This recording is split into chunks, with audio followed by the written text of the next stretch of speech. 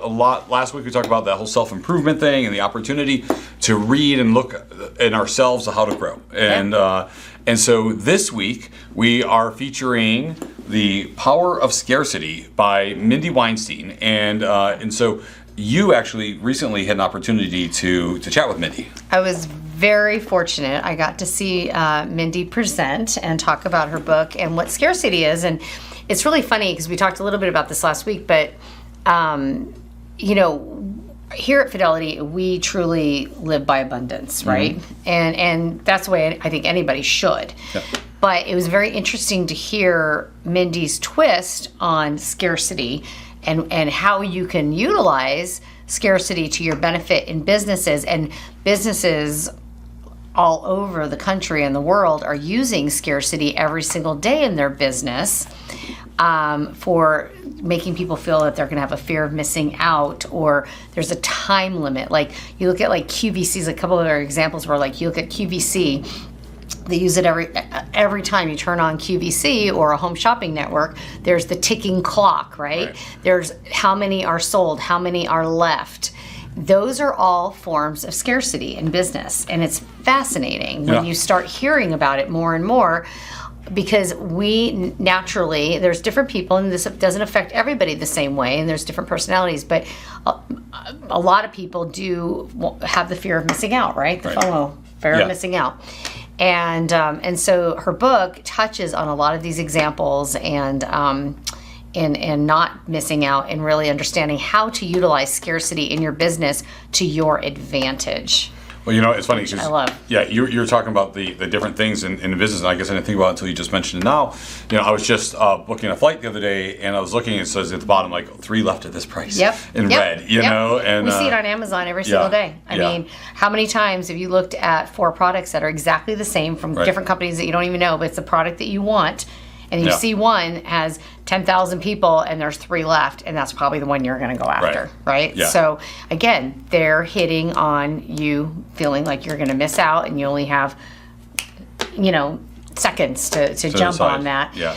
It's fascinating. I mean, she talked about examples in Total Wine and all different organizations, and it really puts things in perspective when you think about it, because this is happening to us even as consumers every single day, and we just don't really realize it's happening, and we're falling into it. But we are, because these companies, these top organizations are utilizing it every day to their advantage to get more business. Why aren't we all doing that too, right? Absolutely. Yeah. So I'm so excited for you guys to hear Mindy speak a little bit about what her book is. I highly recommend you pick up a copy. I know some quantities on hers, believe it or not, are actually running a little low. But definitely a great read. Yeah, and we can put you in touch with Mindy if necessary, or if you'd like.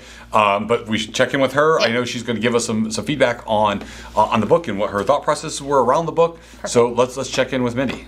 If you have ever put your name on a wait list to get into a restaurant, or waited in a long line of some sort, or maybe you shopped on Black Friday or Cyber Monday, well, if you did any of those things, you experienced scarcity. Scarcity is one of the most powerful influence factors that exists. And that's because it is primal. Our brains are wired in such a way that we want to overcome scarcity, and it catches our attention.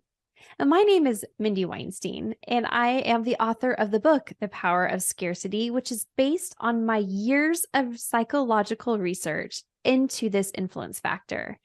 And I want to tell you that as I was researching scarcity and interviewing experts and talking to businesses such as McDonald's and Harry and David and 1-800-Flowers, I discovered 3 very, very surprising things about scarcity. Number 1, when our customers or our clients are faced with scarcity of any type, so that could even be in our communication or in our marketing efforts, it actually creates an intense desire to work with us, to hire us, to buy our products.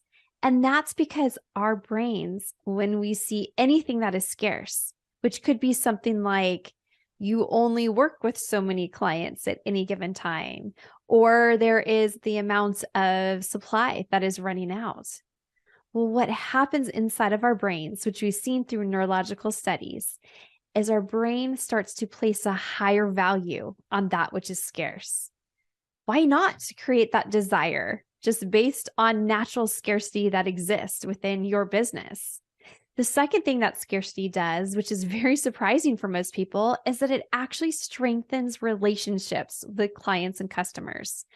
When clients and customers are told, and it's truthful, that something is scarce. So maybe it is an opportunity to purchase. Maybe it is a certain area that is starting to sell out. Or maybe again, it is just the ability to work with you. When you're able to communicate that scarcity in a real way and you're informing your client or your customer, that strengthens that relationship and actually improves client retention. And the third thing that scarcity does is it creates fun and excitement. When we are in a situation where we feel like we are part of something that is exclusive, or we were invited to a VIP event as a customer or a client, that creates excitement, that creates fun. So what can you do in your business? Can you have any type of VIP experience? Can you have an exclusive event? Can you count down till something exciting is about to happen? All of those are types of scarcity, and it creates fun and excitement. There's so much more that goes into applying the scarcity principle, and there's a lot of things that you can do in your business that just really require a change of wording in how you're already doing things. Head over to my website to get a copy of my book. You could go to powerofscarcity.com. That's going to take you to my website. You could grab your copy of the book, whether you want it in ebook format, your old school hardcover like me, or maybe you want to listen it through Audible. All of that's accessible to you, and you can read even more research that I've been publishing. Mindy, thank you so much. We appreciate you going through some scarcity with us and what your book's about. And I know everybody's just going to jump all over grabbing your books. And I know Barnes & Noble, I believe, has it there and stuff. So great read, guys. Absolutely pick it up. We are going to hop over to our other friend, our other Mindy friend. We try to keep a lot of Mindys around. We got a lot of Mindys going on today, and this one might be Market Master Mindy. That's right. And hear about what's going on in the market. As interest rates have been fairly stable over the past month, with a few jumps up and down in between, both our inventory and demand have fallen at a similar rate, which means that our markets are neither picking up speed nor declining in momentum very rapidly. In fact, all but 3 of our cities in the valley are now firmly planted in a seller's market, leaving just Buckeye and Maricopa on the very tip of transitioning from a balanced market into a seller's market, and Casa Grande remaining in buyer's territory.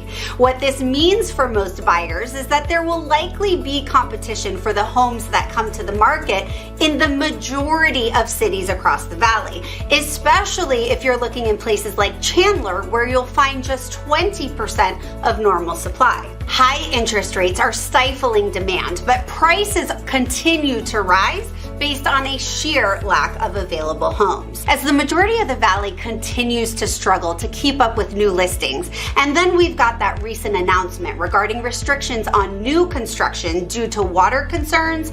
Buyers are seeing on average 5% appreciation in their purchases since January, a number that I'd continue to expect to see increase while interest rates drop. While many buyers are waiting to feel the frenzy of the market to get serious about making a move, this summer lull might in fact be the best time to get into action.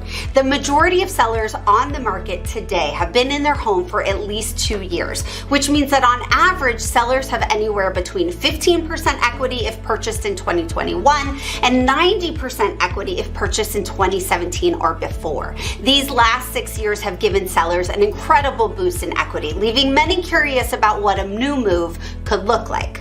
Programs making it possible for sellers to access their equity for their down payment and for necessary repairs to make their home ready again are popping back up on the market and effectively trying to ease the pain of transition that many sellers fear. The expectation is that this supply shortage is here to stay, which means prices will continue to rise. With no threat of a foreclosure crisis on the horizon, and instead the expectation that interest rates will come down, we could easily shift from a quiet seller's market, which creates opportunity for both buyers and sellers, to quite a noisy seller's market, pushing many buyers back out of the game. Thank you so much, Mindy. We always appreciate your updates and your feedback about what's going on in the market. It's very valuable for all of us to hear that each week, so thank you. Okay, so now let's look at what's going on with Amber and Miss Amber Kovarik with Guild Mortgage and see what she's got going on. Amber? Are the actions you're taking today moving you closer to or farther away from the person that you want to be in 5 years? And maybe a better question is, do you know where you want to be in 5 years? I recently read a book that I think is a game changer, and it's called Be Your Future Self Now. And it talks about this premise of being really clear, like you can visualize it, you can feel it, it's very defined what your future self is going to look like. And by doing that, you can use that as a filter to say yes or no to the certain things that you're doing today. Because for many of us, we're not really clear on where we want to be down the road. And so we're making decisions based off of the now. And a lot of times something may seem too hard or not be very fun, and so we don't do it because we're not clear on the why behind that activity. In the book, they talk about seeing yourself 5 years down the road as a mountain and using the filter of every decision of, does this move me closer to that mountain? And if it doesn't, then it's not something that you do. And so I challenge you to take some time to reflect on, where do you want to be down the road? It could be in 3 years, 5 years, 10 years, and use that to drive what you're doing today. Let me know if you have any questions, and as always, my team will be available for all of your weekend pre-qualification needs. Thank you. Amber, thank you so much. Appreciate the update as always and being here with us on Market of the Moment. John and I are going to sign off. We're going to see you next week. We're going to talk about another great book or two, and share that with you guys, and really hope that you're finding value in our book club suggestions, and again, all designed to help you work on your business while you're taking some break and work on yourself a little bit. And we'd love to hear from you too, what your favorite books are also. So please make your recommendations. So throw it in the comments or shoot us a message. We'd love to hear from you. Absolutely.